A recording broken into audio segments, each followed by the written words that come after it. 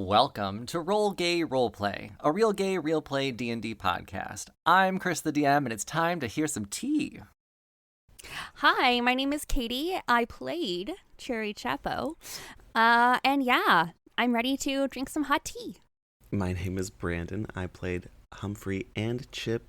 Well, I played Humphrey Evan After and Chip Ahoy. And it's not a parasocial relationship if it's true. We're really best friends. LMAO. Hi, I'm Tisha, and I played Edith Wins Thereafter. And can it be an herbal tea? I'm feeling delicate after that last reading challenge. Oof. And hi, I am Beyonce's new album, Renaissance, and I'm an alien superstar as well, so there you go. Get ready for high expectations, Jonathan, because I got him. Have y'all listened to Renaissance yet? No. Not yet. I need to be in the right headspace. It puts you in the right headspace. Mhm. It does? Yes. Okay. Yeah. Got 5 hours on a train tomorrow. I was gonna say it's gay glory. That's what it is. It's amazing. God. I'm so excited. Yeah. What as my favorite podcast that I listened to said, Beyonce clearly was fucking women when she made this album. So like, because it's gay as hell. They couldn't edit out all the wet slapping, so you can tell she was having...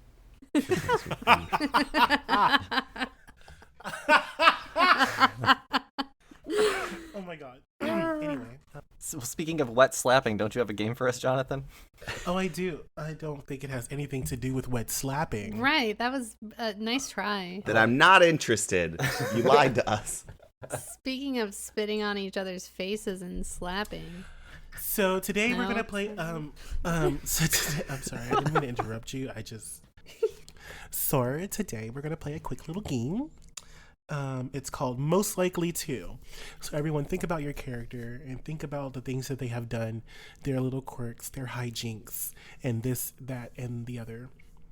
And then you're going to decide which one of our characters would most likely do the thing that I'm going to say. So let's begin with number 1. Most likely to set the world on fire. Cleo. Yeah, for science. For Clear. science. Cleo. Clear. For real? Yeah. You What's fucking your vote? Who sociopath. else? I was thinking, no, because I was thinking Chip. Chip is a good answer, too, yeah. I don't Yeah. think he would set the world on fire because then he wouldn't have the things that he needs. And if I set the world on fire, I wouldn't have the things that I need. But if you're doing it for science to see what happens afterwards, The world burns down. But if you didn't what I know mean? that, there's only one way to prove it. Right. Okay. I wasn't thinking Chip, but he would do it if it started with the fairy godmother's house. I think that Cleo's action with the dagger, like what the fuck did he think was going to happen when he stabbed himself? You think he didn't think he was going to get hurt? Is the same reasoning as to why he would burn the fucking world down. Okay. Like, yeah, he's going to get hurt, but also what else happens? Didn't you try to burn down her house? Whose? Or no, you tried to burn down your own house in the first episode. For science. And then we stopped you. Yes. Okay, so I'll take this one on the chin. Number 2. Most likely to snitch on you for stealing. Ooh. Ooh, Edith. You think Edith? I thought. Or like Cherry. I thought. I would think Cherry. Cherry. Yeah, Cherry. The innocence of a child.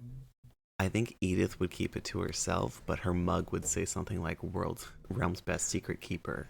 Yes. Mm. Yes. But I could also see Humphrey, especially like in the first few episodes. Humphrey would just douche and say shit and like be very unaware of Yeah. Yeah, that's true. of themselves. You would tell him a secret, and that even when we were in the castle, when someone was like, I think you whispered in my ear that we need to go downstairs to go talk about the queen. I was like, oh, everybody, we need to go talk about the queen downstairs. Yeah. Yes. The social awareness is not there with Humphrey. With Yeah, so Humphrey. if we include accidental snitching, It's Humphrey. Definitely. Yeah. So Humphrey. we all agree Humphrey? Yeah. Okay. Okay. Most likely to do experimental drugs at the music festival. Well, just the Chip. word experiment in it. Chip and Cleo together. I could see that.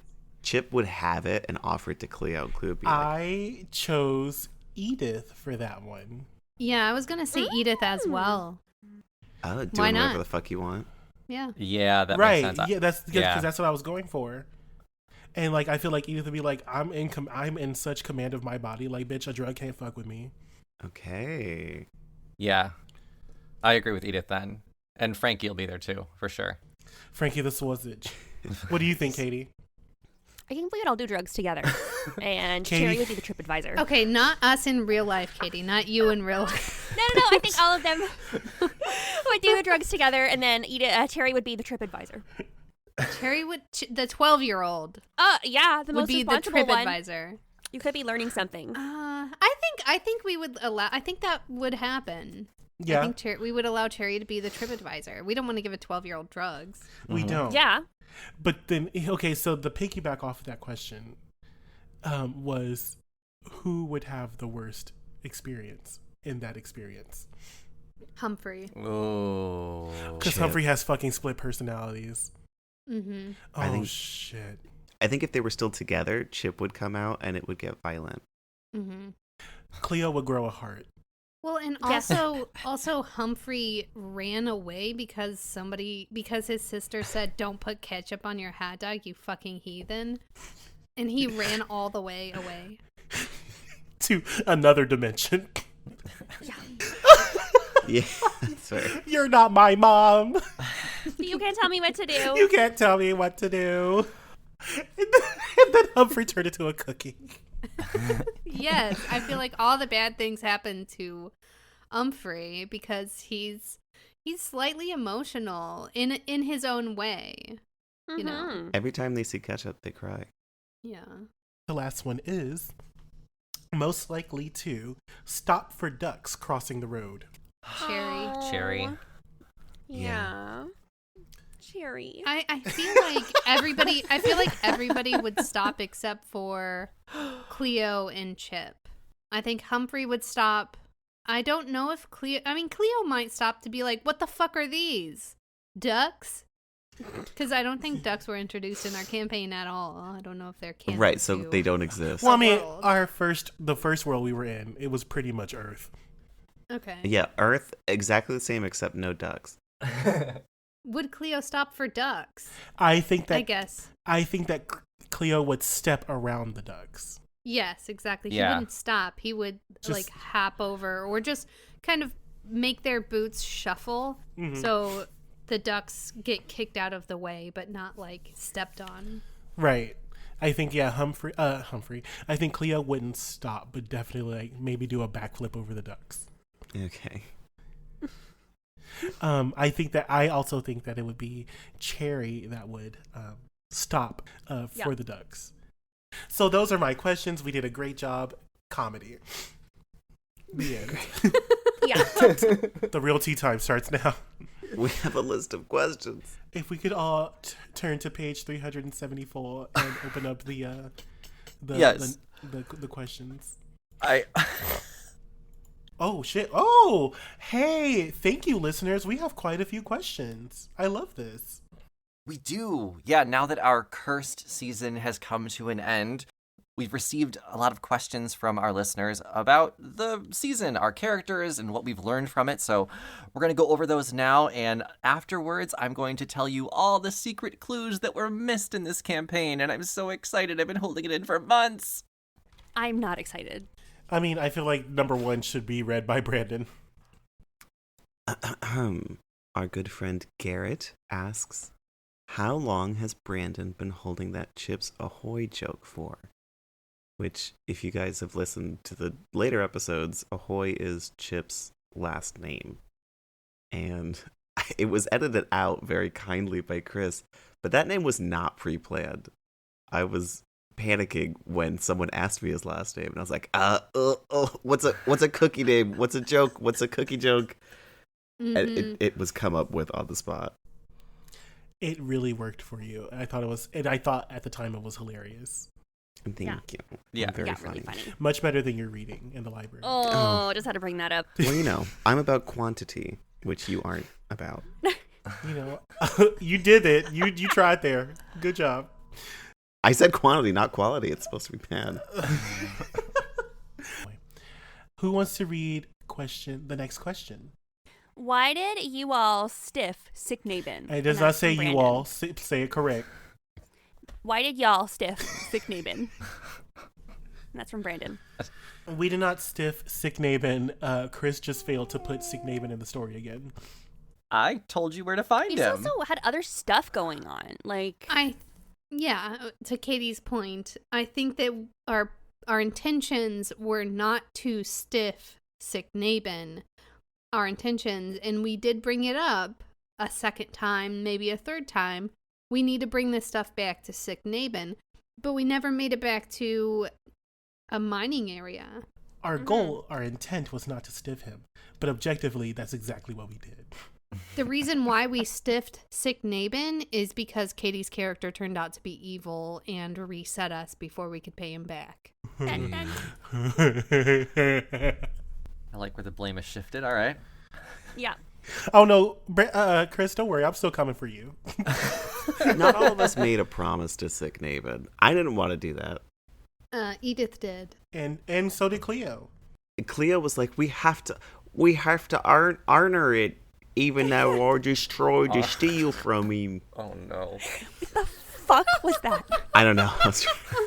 I'm so sorry. Americans not understanding the difference between Australian and English. I really can't do Australia or New Zealand. I was tired, exhausted, and I saw something in the name of science. I was not in my right mind, and that does not count. What does count is the fact that you tried to eat the fucking fairy godmother's fucking home. Let's talk about that. Okay. Why don't you go vote red? What's good, Miley? Oof. To throw my mind back for that reference. Can someone read the next question? Yes. So, is sick Nabin named after anyone, or does anyone know who he is named after? And that's from Brandon again. Kris, that's all you, boo. I know only because I looked it up when I was given the NPC name. But I would bet so much money none of you know who this is. Oh, I don't. Dick. Cheney. Rick.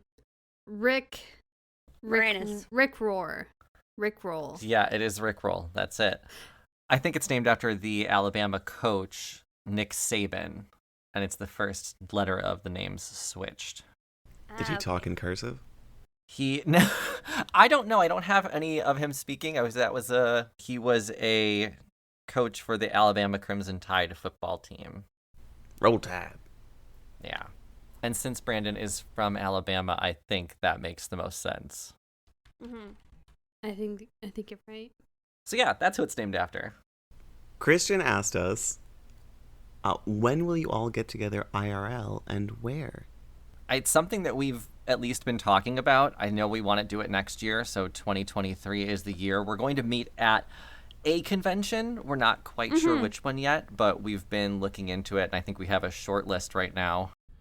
Y'all can just come to my house. Yeah, I was thinking that too. We could always do like a RGRP con, like for no reason, and just put it, 8 months out and say we're all hanging out at Jonathan's. Not necessarily at Jonathan's, but it's in Houston, or even if we do Tampa. And they can just meet us out at the bars. Y'all ain't coming to my house. No, we'll all give you Jonathan's address. Not necessarily the bars, but like a game Or a game room store area. or bar. Yeah, anything. Absolutely. We have joysticks and Coral Sword. Oh my god. And we could rent out a room, like a baby shower. It's like a baby shower, but it's RGRP. We could always just do that, as we've noticed that our convention things haven't worked out yet. I made that list. Y'all didn't respond to it at all. But Can you resend it? I must have missed it. Okay, I will. Because you definitely like it showed that like everyone had read it, and you just didn't say anything. Right. Well, I'm gonna ignore it this time too, but I want to feel like I'm. I just don't understand why y'all fucking hate me. Well, probably. No. Okay. So, to answer the question, we're going to be in real life next year. The when is still being decided, and the where is still being decided. We but should do a white elephant. Why gotta be white? Because aren't y'all white? We are white. Yeah. Number 7. What would you have worn to Three's ball, and what would Miguel have worn? This is from Tim. And I think this actually is very appropriate for me because I was Three's first lover, unwillingly, and first lover.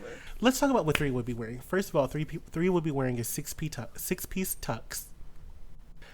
Please tell me what the 6 pieces are. It's the shirt, jacket, bottoms, cummerbund, bow tie, and the pocket Funny square. hat. No, no hats. But his hair would be slicked back like Gaga in that Judas video. Rama, Okay. Rama. Yeah, that's bad romance. Cleo would be wearing a ball gown, of course, and it would be very much Lizzo at the VMAs. That gown that just happened this past weekend or so. Oh, okay. Yeah, and then Miguel. Since Miguel's a listener and Miguel did put themselves in here, we're not going to attack them for taking my man. So Miguel would also be wearing a gown that wasn't as cute as Cleo's, of course. You know what I thought for Miguel is what Cinderella's dress was, but in a suit form. Like same color pattern as the dress, but made into a suit. Can we make it Zendaya's Cinderella suit so it was like it's also light up? blue suit? Absolutely. It could be, yeah. Throw the magic on there. Yeah. Giving very much like pimp. Okay. Yeah. Fairy tale pimp. Fairy tale pimp. Exactly. I love that for Miguel. But yeah, it would definitely be like Cleo center, 3 on Cleo's arm, and then Miguel missed the Uber. Rip. I think Humphrey would have worn the apron that we wore to the wedding because they misunderstood and thought that it was the same outfit requirements. They were still working. Yeah, still working the event. And Chip wasn't Chip given like a skirt when they separated from Humphrey? I think Chip would still be wearing that skirt as like a sentimental piece and the black dragon armor. Nice. I love that. Edith wouldn't change out of her normal clothing, which is a pantsuit. Yeah. That makes sense. Ooh, I think Cherry would have gone like big classic fun little girl dress, like big frilly. With a big bow. Like a big bow, lots of fluff, lots of layers, lots of little bows. I think there'd be lots of little bows. And her hair would be like braided and stuff as well. Oh. And a little clutch purse filled with bread. Yeah. I love that. Right? What's the next question? What was your favorite or least favorite NPC you encountered? And that was from Christian. Milk. But Was it Andrea drinks milk or something? Andrea cuts the cheese. Andrea cuts the cheese. Or is it the milk vampire? just the entire milk. The whole world. Just the whole realm. Just Okay. the milk. Mine totally was Veranda Pasterly. Fuck her. Fuck her. She was a cunt. No, she doesn't fuck. She does not fuck. She does not fuck, right? Yeah, neither does the king. No, yeah, Veranda Pasterly was trash, and I hated that. Like, I dragged her so much, and Kris still made it so that she didn't care. And I hated that. I got no reactions out of Veranda. Even killing her, I hated that we died together. So, yeah, Veranda is going to be forever on my shit list. I mean, mine's Rory, but everyone knew that already. Your Yeah, least you don't favorite hide or your that. favorite? Least favorite? Were we saying favorite? Oh, least favorite, and my favorite is probably Amber's octopus, Oh, Rusty. or maybe the fish. I really liked remember Steve his Irwin? name. Steve Irwin. But only when they're talking in fish speak. That like gurgle, gurgle, gurgle. Urgle. I'm the opposite. I think my favorite was between Frankie the Sausage and Hamburger Mary. Is that her name? Hamburger Mary? Ivana Hamburger. Yeah. Hamburger Mary's Hamburger. a popular I place. know. It is. I knew Hamburger was in You were there. close. Yeah. So Ivana Hamburger or Frankie were my favorites, and Steve Irwin the fish was my least favorite. I absolutely hate hearing Kris go gurgle. Oh no, I loved that. I like that it gets both reactions, so that's good. That means I'm doing my job right as a DM. Does it? If you're reacting to what I'm doing, I feel like I'm doing a good job. Yes, I agree Yeah. with that. Yeah. And I like that everyone's was different. Everyone kind of hated someone else. My favorite to play was Frankie. And it's one of those, anytime you guys have a companion, there are just weeks where I forget that they're there. Love that. But then I can just like have them show up. And I don't have a least favorite because they're all my NPCs. Love that. So, no, they're not all my NPCs. A lot of the Patreon people. You didn't dislike Veranda Pasterly? You didn't dislike doing Three's accent, or are there any? No, I love like, Three's accent. Are you kidding me? I love doing Three's accent. Sometimes I was doing that at home. Sometimes talking to Mark. We are having salmon for dinner tonight. No. The way I would kill you. The way I would divorce you. I need my chocolate syrup for sex. Your relationship makes sense now. Yeah, someone needs to be medicated to be with me. That's all it is. Aw. Ah! No wonder you and Katie get along so well. What's the next question? What is something you have learned about yourself while playing through this season? And that is from Mead.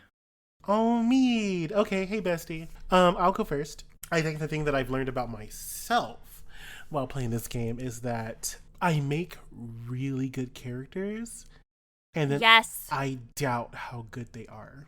And that sounds really inflated. Like, that sounds like really inflated ego. But, like, whenever I make my character, I give him, like, a little hook. So, like, Eve was arrogant and really condescending. So that was his hook. Cleo, I did it better, where Cleo was in the name of science. And that was his thing. So I make something, I find like they're little small, like the little small shit about them, but I make it like a big part of who they are. And I think that I'm very good at doing that. So there you go. That's what I've learned about myself. I like that it was positive. Oh yeah. Oh, bitch, I love me.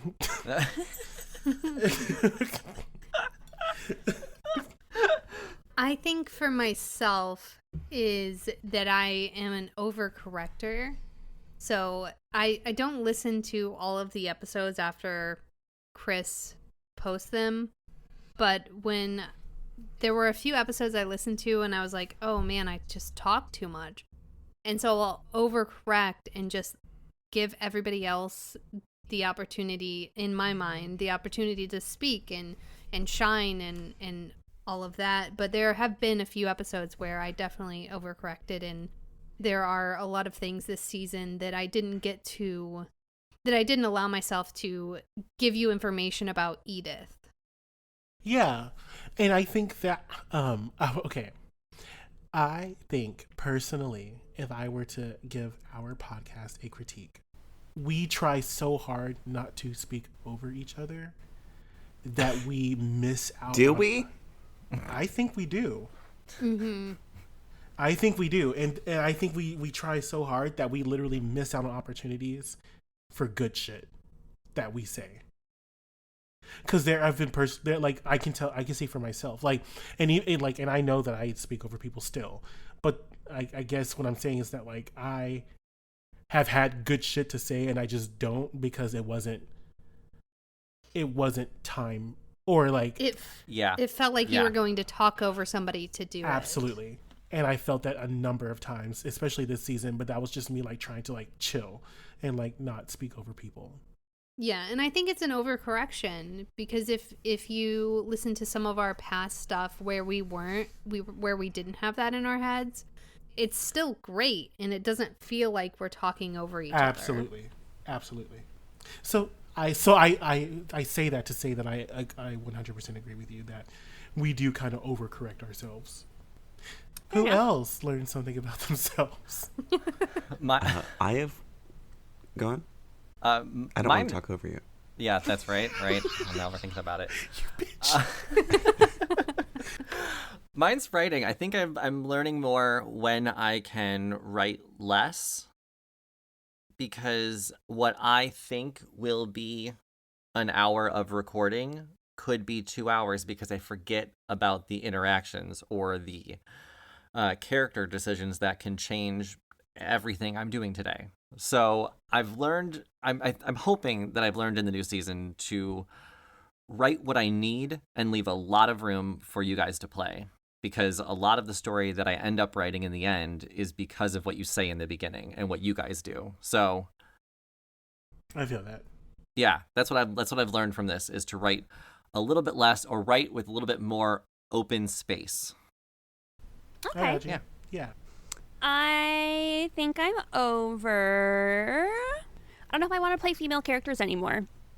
Oh. I know. Yeah, I'm really enjoying being Butch. It's very easy. So I think I'm going to try some he or they characters next. Dun, dun. Okay. Yeah. Oh my god. I hate to bring this back to myself again because I love me. Yeah. Mm-hmm. But I have found myself enjoying playing female characters more. Fair enough. And that's why every one of my characters that I've made have been like very femme. Oh god, Mhm. what does this mean? Let's not analyze. Brandon. On-air realization. Uh-oh.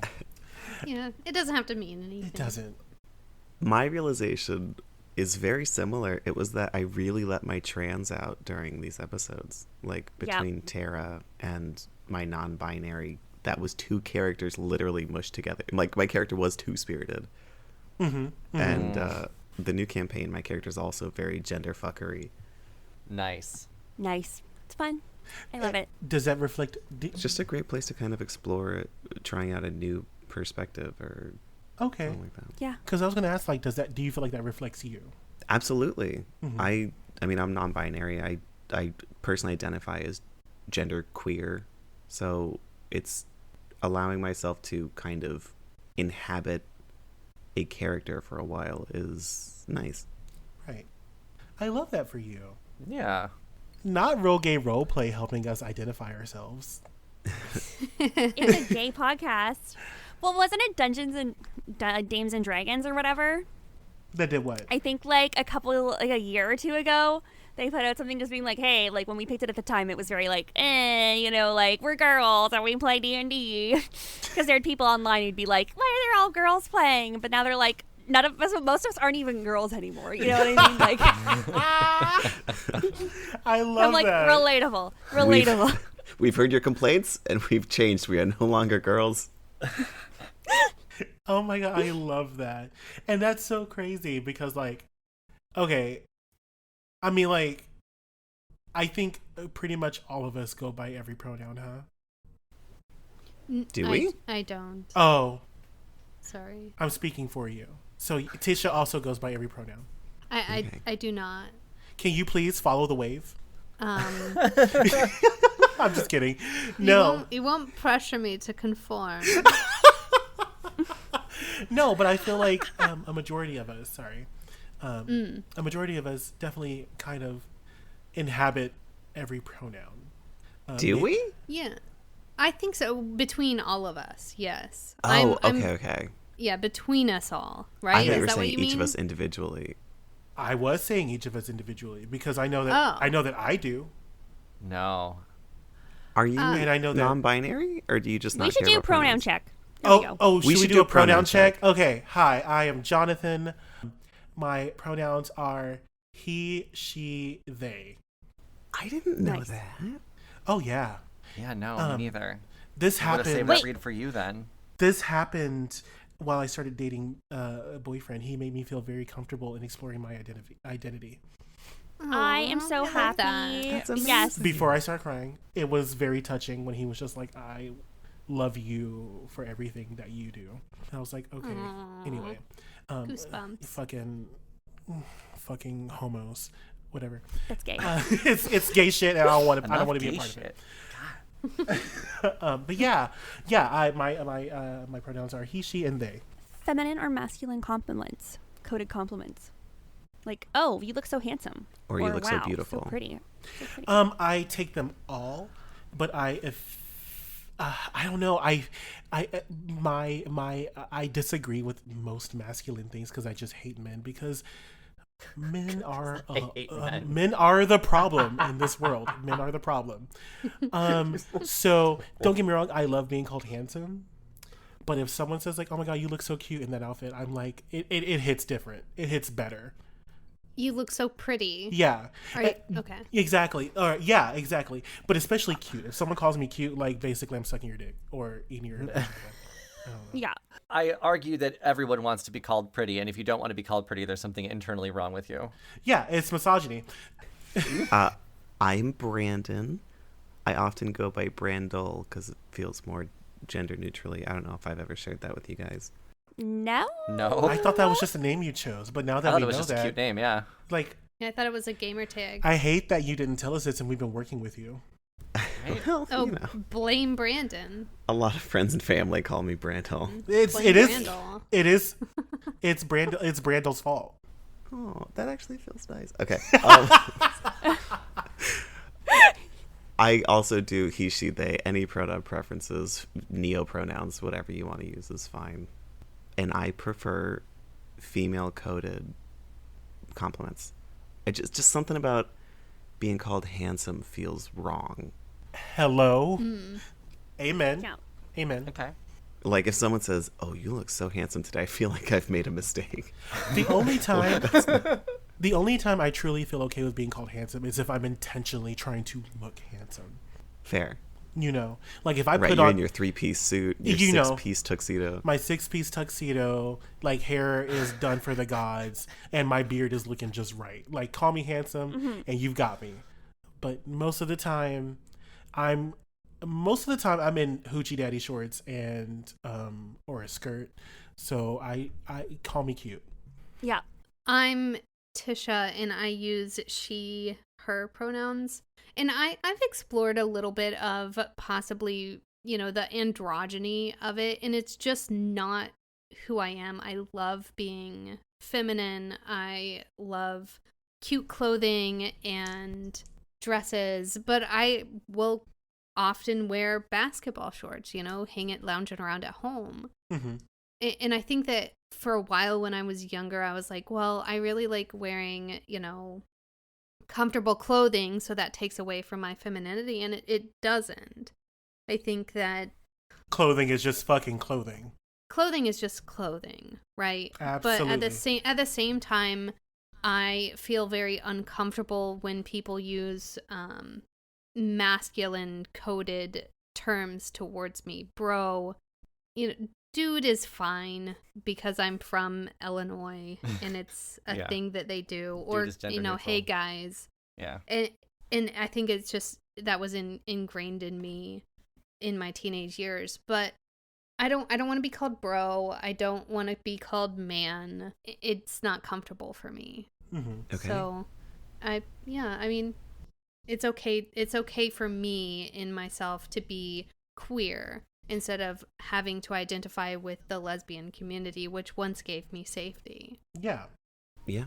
It's important to ask yourself the question and to figure out where your comfort level is. And it's fine wherever it is. You just got to acknowledge it. I would also like to say that our question has mutated from our characters to us, and Yeah. I love this progression. I too. This was Thank you, Mead. This is got a little great. deep with this one. Yeah. Who would have known? The straight guy This, from hello. Colorado. What about you, Christopher? I use he, him pronouns, though I don't really care what you call me in general. So if someone says she or girl or uses feminine anything towards me, I'm I'm not impacted by it. I'm also like not afraid of femininity. Like I've obviously done drag for videos and I'm not afraid of makeup and shit like that. I'm good with any type of compliment that you give me. Just pay attention to me. That's fair. Hello, I stand. I love that. I'll for be you. handsome, I'll be cute, I'll be pretty, whatever it is. Just call me something. Yeah, I'm trying to look good, so point it out. Thank you. I feel like if somebody would call me handsome, that means that, like, maybe I need to, like, get my eyebrows threaded or something. Right, exactly. I love being called handsome now. I was gonna say, Oh. See, yeah. Yeah. for me, being called handsome, like I still take it as a compliment, even though it's not preferred, unless it's intentional. But like I'm a big ass man, so like if I'm called handsome, like I still eat that up too. I like being handsome in the way that you would call, like, oh, look how handsome that young boy is. You know what I mean? Oh, what a handsome little dog. Because, like, you know how, like, the joke is, like, butches dress like really cool 12-year-olds? You got Yeah. some sick overalls, I'm sure. Yeah, exactly. Wow. You like a bowling shirt on. You look so cool with your spiffy little shoes. Not spiffy. I'm Wow. dead. Yeah. I dressed like a lesbian for a while. Didn't know that. They light up when I walk. Yeah. There is that joke where is it a androgynous lesbian or is it a twink? Yeah. The amount of times I've been attracted to somebody to find out they were a lesbian. Oh my god. He's cute. She, fuck. That's the twinkiest of all of us, Brandon. How do you feel about that? When I get called ma'am in a business establishment, it makes my fucking week. Yes. I get so excited. Yes. I love it when people call me Eminem. I love it. I love looking at the mirror and being like, what a greasy little man. I love that. Oh my god. Have you come to any new discoveries about yourself, Katie? So the thing is like there's something inside of me that is uncomfortable and I'm trying to figure out what it is. Like something inside of me is still desperately clinging on to gender. And I need to find it down and kill it. It's because you listen to Shania Twain, Man, I Feel Like a Woman, and really related to it. Yeah. It's because that you've chosen the masculine name of Ched. Oh, it's just a really dumb, funny name. I'm thinking Charles. I like Charles or Charlie, but I'm so used to being called Katie. But see, and I look at you, and whenever I see, since we've had conversations, or you've had conversations with us, whenever I look at you, I see Isaac. Isaac. And Isaac, that's so funny. I have a cousin Isaiah. Really? Mm-hmm. You look like an Isaac to me. I'm sorry. I kind of get Isaac. Especially whenever you were in that purple suit, I was like, that's an Isaac. So my magician Sona. I have a sister named Katie that is very much, what is the generation after me? Gen Z? Yes. After millennial? Boomers. That is very much that, like, you know, Katie type personality in a way. A little bit less. Yeah. And you remind me of her so much. Like, you're very similar people. And she does. She just goes by Katie. And it does not feel feminine to me anymore because my sister is not a super feminine person. Yeah. Maybe I'll change it to KD, like K.D, like craft dinner. Like Katie Lang. Yeah, but like craft dinner. Or spell it out Kaydee, just to be obnoxious. Oh my god, Ew, no. I no. hate that. I Oh, like fucking King hate that. DDD from Kirby. I'm living. Well, that was a very great question. Yeah, that turned Yeah. into something, didn't it? It did. What's next? If you had one piece of advice to give someone wanting to start an actual play podcast, what would it be? Christopher, you can answer that question. That's all you, boo. Sure. I look into what it takes to produce a podcast because as much as some advertisements will make you believe that it is simple as record and post, there's so much more that goes into it on the back end. And go into it knowing it's going to be hard work. You have to put time into it, and you're going to suck for a long time. Your first podcast is going to suck. If you do not already have notoriety because of who you are. You don't have listeners. You don't have a base. It's going to suck for a little bit. But give it time. And if you really want to understand whether or not you can keep up with a podcast, have a D&D session, record it, and then try and edit it. Just do it for you. Oh. Also, I will say, this is a time commitment. Yes. Every weekend, my weekend is built around when I am recording. Okay? I have to let my podcast mates know weeks in advance that I am going to be taking a trip for a very long time because we have to plan that out schedule-wise. So it takes out a lot of spontaneity. Yes. So if Yeah, you you have can't a just hard take a time, weekend trip.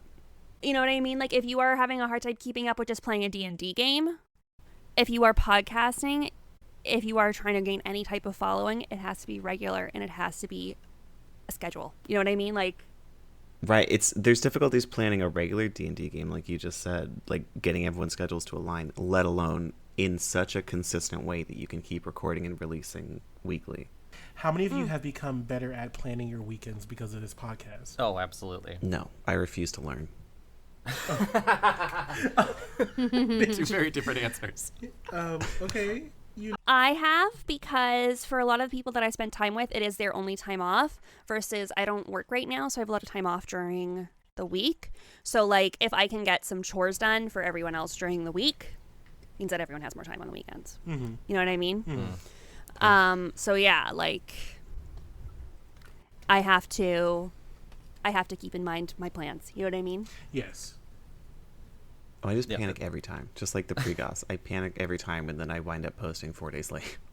I will say with us though, like we're pretty still fucking flexible, like Yeah. because there have been times where like my shit, either I forget that I have something that weekend, but I planned with y'all. I'm like, hey, I'll be fine, and then like literally the day of, I'm like, oh shit, I have a lot of shit to do today that does not revolve around this podcast. Like we're all very understanding of each other. Yeah, communication's huge, You know. and shit happens. We gotta- Absolutely.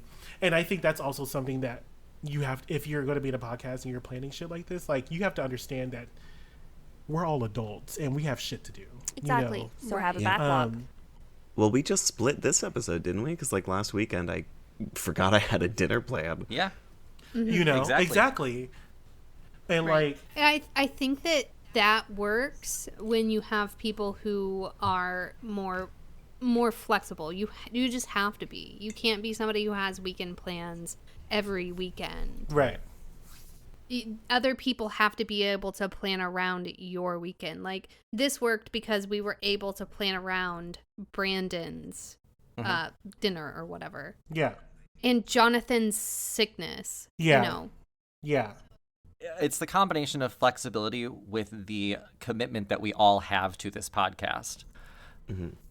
So casting is also very important. Don't just put people in your podcast because they're your friends.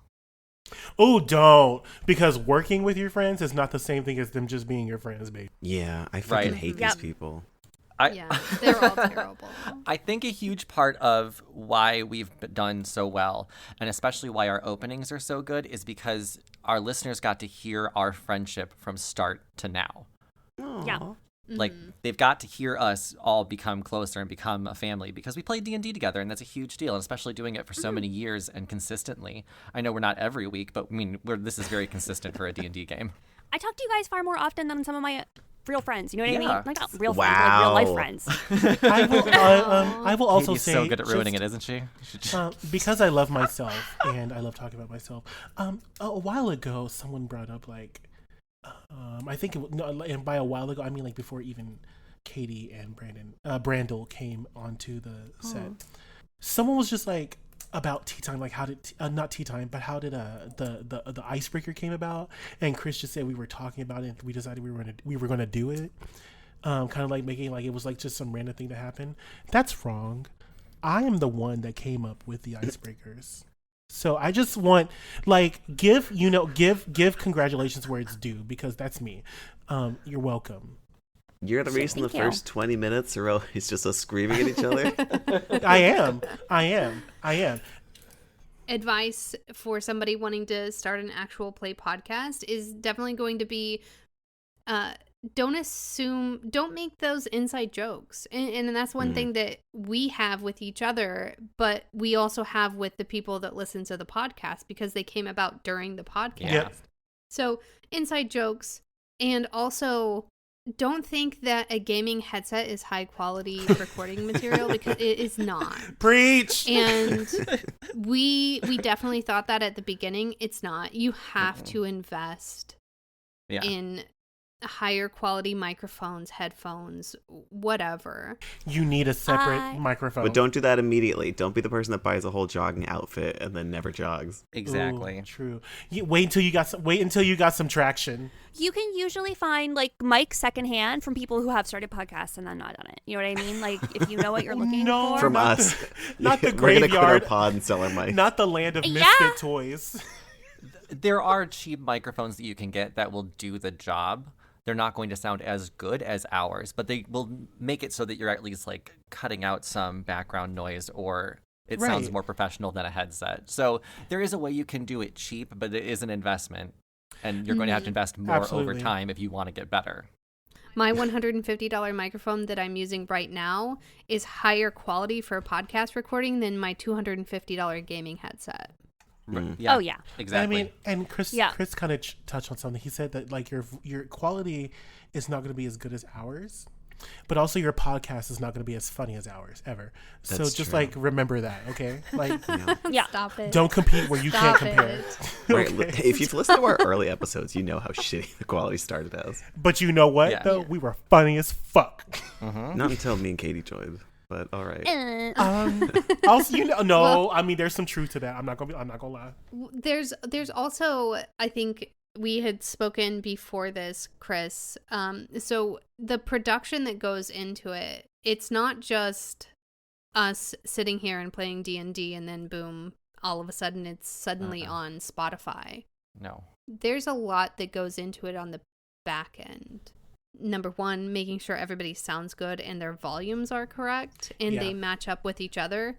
We are a production company. So if you are interested and you have something that really is good, hit us up and we can possibly help on the back end if you want to be part of RGRP Incorporated. LLC, Limited? LLC. LLC. Lost Yeah. Legacy Compatriot. You do say compatriot a lot. Do you know that? Do I? You do. Okay. Yes. Well, I always assumed it's because Jonathan's got this history of using repetition for jokes. The compatriot thing, I think that he doesn't have another white person word for group of friends, and he uses his white coded language with us. I actually have several, and I don't feel like shaming y'all, so I'm not going to call you overseers. And Oh, wow. Wow. Wow. Yeah, so thank you so much, Mead. Another great question. I'm gonna move on to the next one, question 12, which actually comes from best Mead. friend. Look at that. He did 4 questions in a row. Thank you, Mead. Actually, I love that because I love that Mead is asking so many good questions because I love a bitch who listens to us. You know what I'm saying? Like, So thanks, here's a fam. bad question. What happened to Frankie? He's a sausage that talks. Frankie. The sausage that talks and now has sex with one of my pigeons and Katie's rats. Yes. That's what's happened to Frankie. Frankie is back at his home, now with Pigeon and Rat instead of Bird and Mouse, and they now have their arrangement, which is Pigeon goes out to fetch the food, and Rat cleans, and Frankie cooks. I think that's how the story goes. It's been a while since I've heard God. it, but that was the... You really just need 3 people to make one capable adult. And to afford a today's place society. to live in the fairy realm. Right. Shit's expensive, right? They all rent out Yeah, a that's house what happened to together. Frankie. He's living happily ever after with Rat and Pigeon. Oh, well, did that happen? I guess not, Oh, yeah, because the wish. because everything reset. No! I don't Our have any polyamorous pigeons 'cause animals. I met them outside of Miranda's Miranda house. Pastures. So Frankie's alone. Oh my God. Here's the real ending. Here's the real ending to it. We can do it what the fairy tale is. So the fairy tale ends with, so Bird got all upset about doing the same job over and over and was like, no, I want to do the staying at home and cleaning. I don't know if it's cleaning. It might be something else. But anyway, so when they switched jobs, so the sausage went out to go get water. And when he was doing that, he ended up being eaten by a wolf. So the sausage dies by being eaten by a wolf. So Frankie's dead. Yeah, so Frankie's dead. And then the mouse cooks itself because it saw the sausage using its body to grease the pan. So the mouse was like, well, I can totally do that, and hopped in and then just burnt itself. And so the mouse cooked itself to death. So that happens in both realities. Yes. And I think the bird ends up actually just killing itself. Oh my God. God. Why? Great Yeah, question. I think the real fairy tale ends up Wow, very me, dark. you monster. How dare you ask So that Frankie question. died, is what happened. Frankie got eaten by a wolf in the forest. Maybe Cherry's mom. Who knows?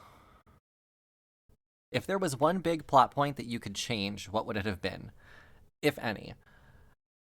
Oh, what I would have changed is when I was introducing Anamik. Because I had to introduce her early, but I touched on this already. That I introduced her early because I needed to get you guys to stay in one place. So there was something about, I was like, you guys are missing, because you were missing a clue. I was trying to get you guys to wait for a clue, and I was like, maybe if I get them to stay here a little bit longer, they'll think of it. Mm-hmm. But I don't know that that's anything that's just, I wouldn't have countered something that didn't need to be countered, you know? I think for me, one big plot point I would change is we should have been looking for other bad guys. I think the whole time we just assumed Veranda Pasterly. So to change it around and point fingers at people that weren't Veranda. My big plot point that I would like to change is the fact that, and it's still to this day, it still bothers me, but one of our listeners said that, and I'm not going to call them out because, like, no hate, whatever. But one of our listeners said that Cleo was just basically Eve. And I thought that I did a good job of, like, making Cleo different. So I think if I could, it would just be like redo certain scenes. I don't know if they're not plot points, but just redo certain scenes. Every character that I play in D&D is going to gruesomely kill someone. Yeah, I think they're just relating the occasional chaos. violent tendency. Yeah. Mm-hmm. Every character I play is always going, like, that's, and I think that's like just my character trope, because I think that, like, harkening it back to, like, reality, if someone does something terrible to you and you have the chance to have a knockdown, drag out brawl with them where somebody's going to end up alive and someone's going to end up dead, you should murder them. Mm-hmm. You should, like, kill them. And so that's going to be, like, what I do. But I hate that someone thought that Cleo was Eve. Like, I hate that so much. And I hate it for myself, because it means that I feel like I didn't do a good enough job of, like, making Cleo different. Portraying what you wanted to portray. Right, which, like, Cleo was the I'm trying to be better. Eve thought he was better than everybody else. And Cleo was trying to be better. And Cleo knew that they were better. No. I don't think Cleo knew they were better. They were constantly looking up to Edith. Edith. Yeah, for Like, approval. for most things. Exactly. And so I was like, well, Eve knows that Eve is the shit. Cleo is trying to be the shit, Yeah, I think to me they had different personalities, but I think that it's the chaos with both the characters doing wild things, and I think that I don't think that was something that you should have changed in my No, I love personal that. opinion.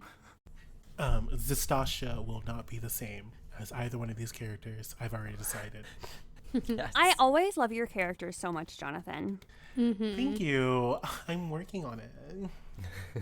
Like, I think they're really good characters. Like, I cannot keep a good backstory or anything in my head. Like, I love all the back work that you do. I just bully Kris into letting me have exactly what I want. And Kris says yes. I actually just got a message from someone complimenting you, Jonathan, for the camp episode. Your fashion camp. It was really good. Like, playing it, I had so much fun. Mm-hmm. Yay. Pat on the back for Kris. Yeah. But yeah, sorry, going back to the question though, I think that's what I would change is that I'm going to make my characters different. Except they're always going to carve their initials in somebody's forehead. They're always going to take somebody's heart. That's always what they're going to do. What they do with the heart is different, you know. If I could change any one thing about the story, I would change that Rory existed. Yeah, there it is.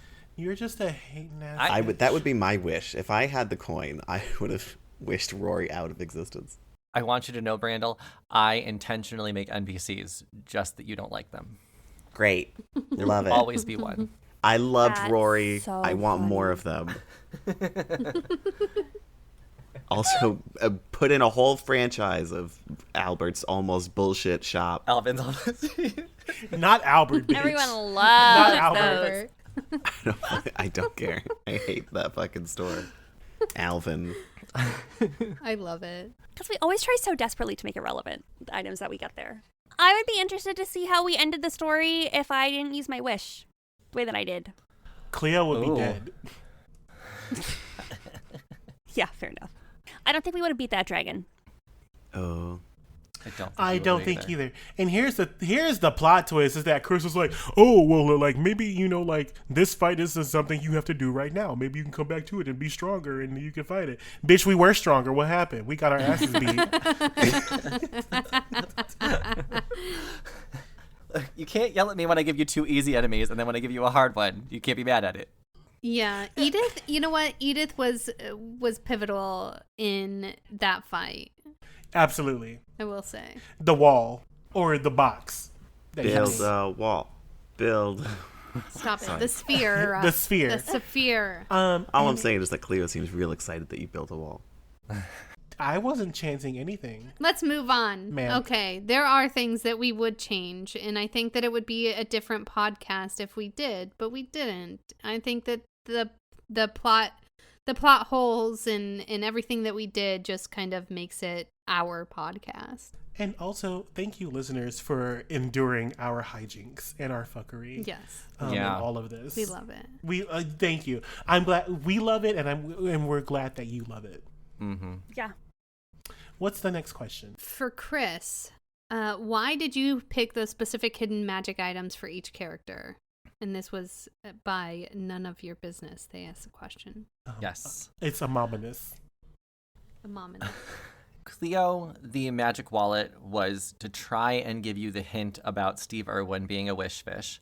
I was trying to get you to connect what Steve Irwin could do for you, but also have you not have to keep track of money, because I don't think anyone ever keeps track of their gold.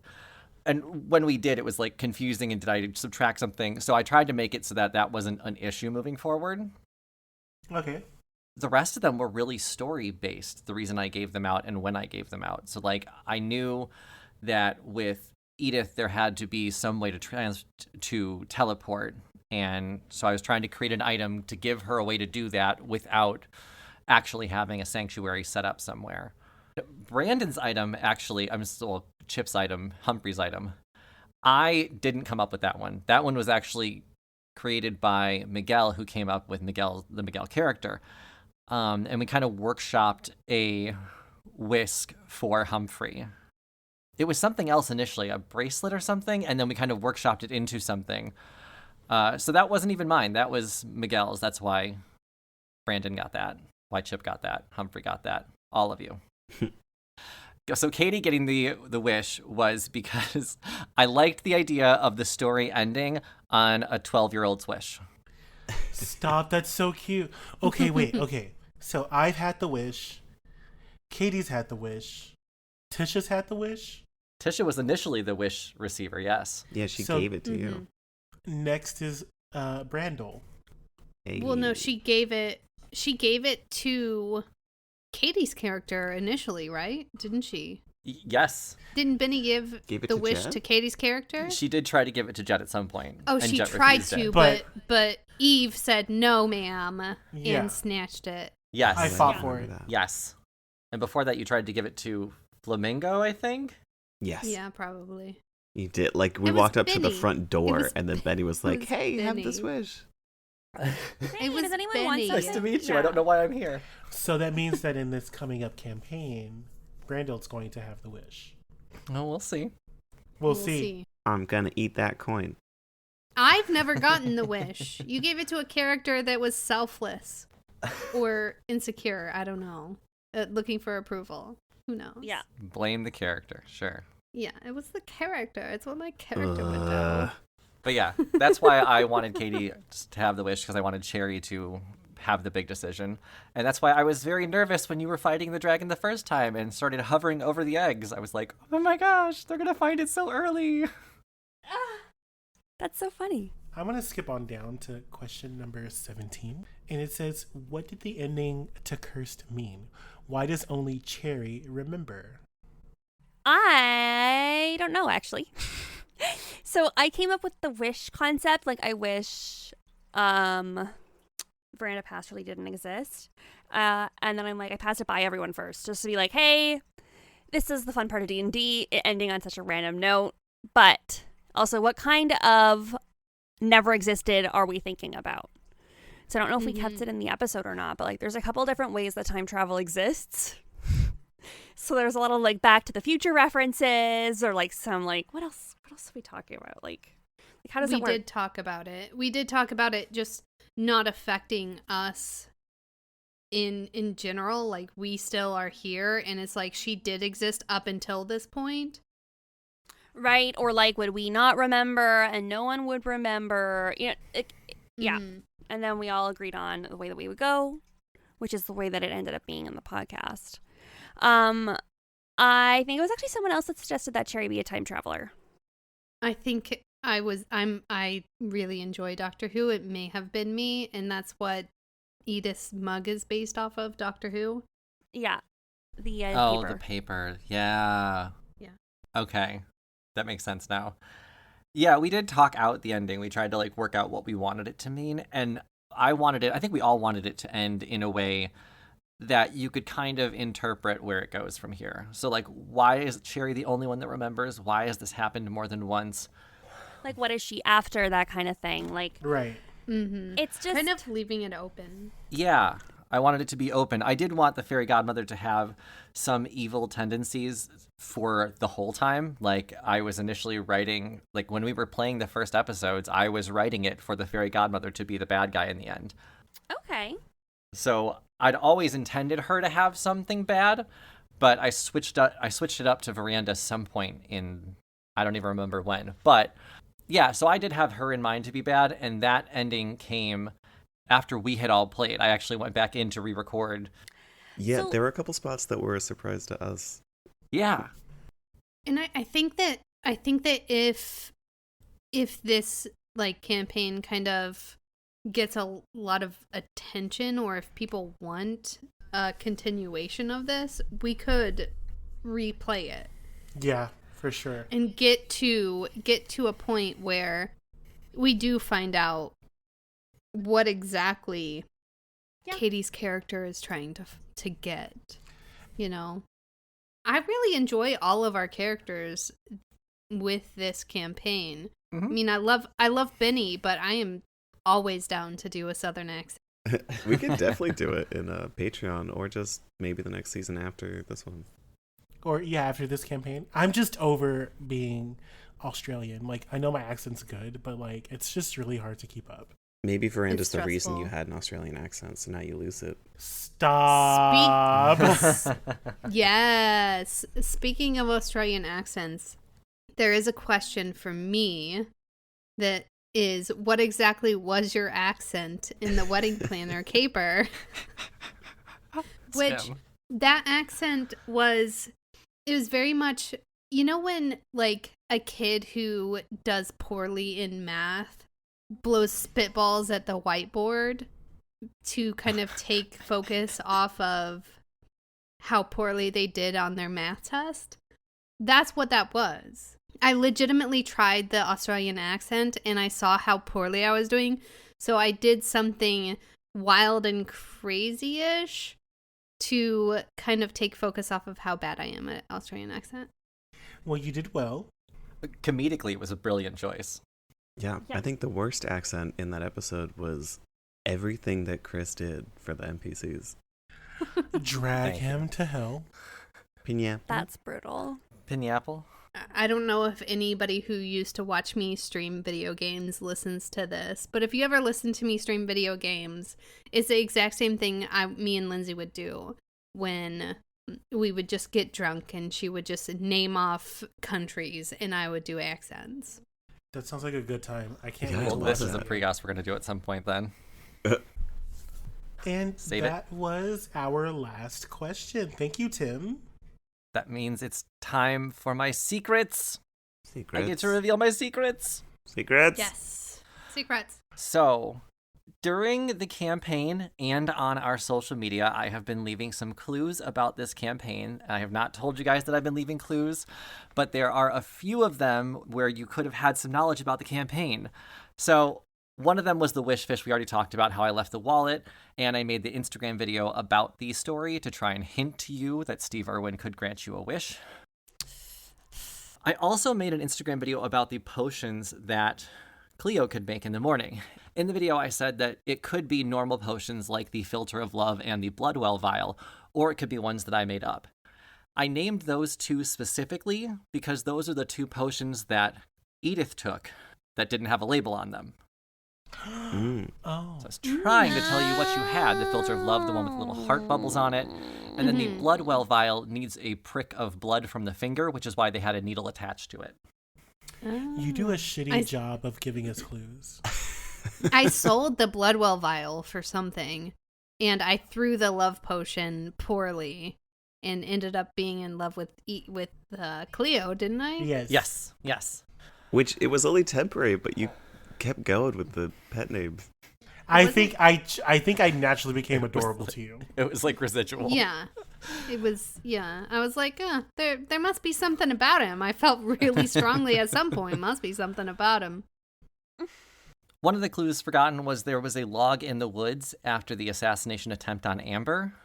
That's because there was instructions to the assassins to meet the bad guy at the drag show. So I was trying to narrow down the bad guys to the people that were at the drag show. So Rory, Veranda, Amber, Fairy Godmother were all there. Oh, I'm glad that Cleo didn't see that because Cleo would have killed all of them immediately.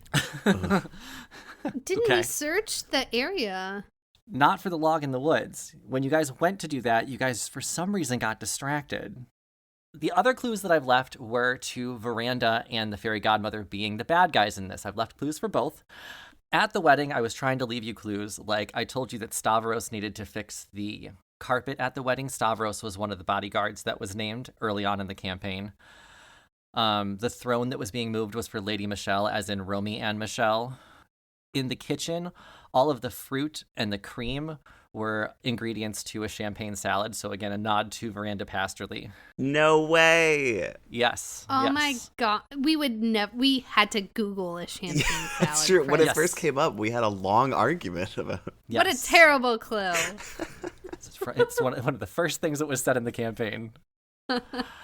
And the mortar and pestle that was in the kitchen was grinding up the flours and putting it in all the food. You just never searched the mortar and pestle. You I booked it just out of the kitchen before I searching. feel like we underestimate your storytelling, and from this point on, you're going to meet the most anxiety-ridden Jonathan ever. Search everything. That's what I was just thinking Like, too. literally. We're just so assuming that you're so chaotic and nothing means nothing. Right. Oh, well, get ready for this then. There's been two clues that I've left that I've given you. I've given you a lot of images over the seasons to look at. One of them was an invitation to the wedding, and you guys knew that there was a clue in there, but not what it was. The 7th day of the 4th month at 1:04 p.m. I think everyone knew there was something there, but in the invitation, there was only one word that was capitalized that didn't need to be capitalized. And that was office. So if you were to go to the 7th episode of the 4th season of The Office at 1:04 p.m., it's Okay. the Fuck up. yeah. It's the cold open where Steve Carell watched Devil Wears Prada, and at 1:04 in the show he says, "Meryl Streep's the bad guy. Didn't see it coming." Fuck off. My favorite, though. No, God, like, you have to understand that, Kris. like, all you've done is make things worse for yourself right now. Like, this The next season, Office? I am going to question every step you take, bitch. Like, Half the time we don't remember the things you've actually said. I'm not gonna watch The Office. The Office? but now I am. Well, I have a better one for you. I have one clue that you've had in front of you for, I think, 5 months. And it's the map. I gave you guys a map, right? Yeah. It's in our in-game notes if you'd like to look at it now. It's not far up. So in the map, obviously you guys figured out that your magic items were associated with Anamik's clues. It was just, synonyms for the words of the towns. But I told you that the towns in the legend were the most important ones to the story. That's because you can find the name of both bad guys in the legend. So you see Fairy Godmother, her name is in pink. But if you take the first letter of each town in the legend going downwards, it says Veranda, evil. Oh my god. Oh my god. What? Hold on. Violet, Ebony, Rose, Arbors, North, Docks, Aubergine, Ecru, Vermilion, Ice Path, Ledge. You have to separate the two word city names into columns. V-A-E-N? VER. You go down down. like they're columns. Oh, I fucking hate you. This is so stupid. I just want y'all to know that I'm seething right now. That's insane. Yeah. I can't believe that fucking was there. livid. Fuck you, Christopher. I was so nervous. Fuck you. My heart's Christopher. racing That's right now. really good. That's very good. Really good. Yeah. Thank you. It's going to be much harder next season. It is, because fuck you. I did think that the names of the towns, I was like, did he just like fucking use a generation tool for these? Yeah, like Because Ecru, Aubergine. I Rose thought they were Docks- odd. And why you wanted me to change them, and I was like, no, the town names are important. It's because they were important. That's true, because you named Katie's hometown Aubergine, and we were like, it's called Moontown. She said it. Right, she did say it. Yep. And you're like, wrong. It's exactly. colloquial You're term. like, It's a locals. People call Aubergine Moontown where she's from. It makes me so happy that I got away with it. Oh, yes, that is the end of our tea time, though. Thank you for everyone who submitted questions and listened to our cursed storyline. We hope you enjoyed it, and we will be back soon with another season, which I think we're calling Agency. Are we? Nice. That's my working title. Agency stands Agency. for All Gays in... Okay. Okay. All Tune Tune in gays, next week to figure out every- what that means. We'll settle it by then.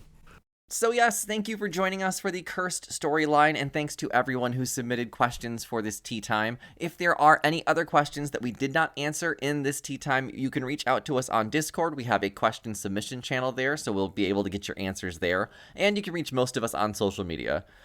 We received a lot of questions for tea time, and I know we didn't get through all of them, so we will try and make sure we answer everything else on Discord. But yes, that makes this the last episode of the cursed season, which means that we are taking a little break.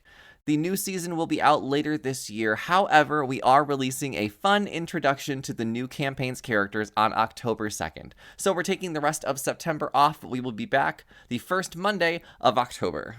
Hopefully by then we will have a solidified release date for the next season. Make sure that you are following the podcast on your preferred podcast platform and join our Discord channel for any updates on the show. And thanks again for listening to Roll Gay Roleplay. So one more time for Cursed, I'm Kris the DM. You can find me on all social media at Kris Drinks Lemonade. I'm Tisha. You can find me on Instagram at @1Tish1. I'm Brandon. You can find me on TikTok and Instagram on occasion at Blue Cotton Candy Cosplay. Hi, my name is Katie, and you can catch me dropping pictures of my rabbit in our Discord. Look it up.